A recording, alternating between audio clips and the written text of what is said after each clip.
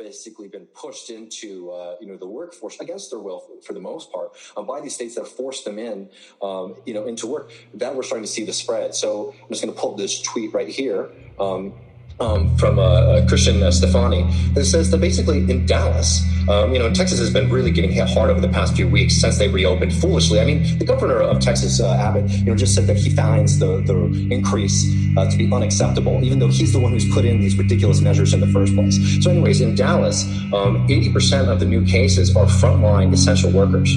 And, this isn't an isolated event. I know across Texas right now, we're seeing an alarming rate of infections around people who are childcare workers, and basically people who've been forced, back into work because other people have been forced into work, right? So now you have a larger, need and stress on, childcare, facilities in the state, and that's going on everywhere. So, the reality is that, these low-wage essential workers are they're already being exploited, right?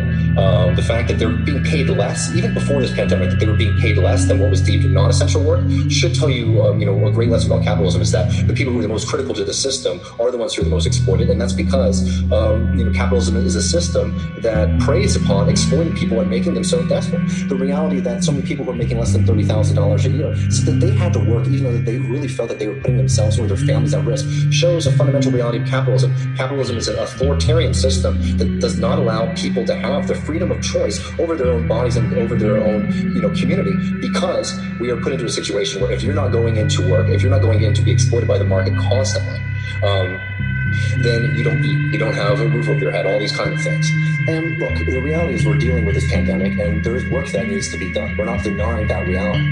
But the fact is that the workers, these frontline workers who are so exposed to the virus, are one, they're dealing with employers who for the most part have been shown that they don't really care about their employees. They have not put in the kind of protections on the workplace that workers need to prevent the spread of the virus.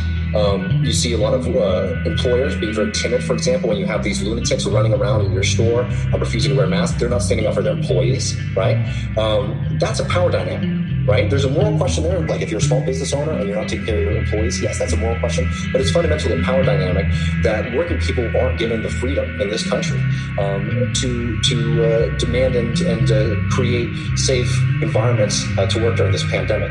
That fundamentally needs to change. And as we see other areas of the economy start to open up in the next few weeks, more and more people are going to experience this really callous relationship between the employer and the employee, when capitalists are basically going to make the decision that it's not very profitable to put in the kind of protections that workers need to prevent the spread of the virus. You're going to start to see that dynamic play out more and more.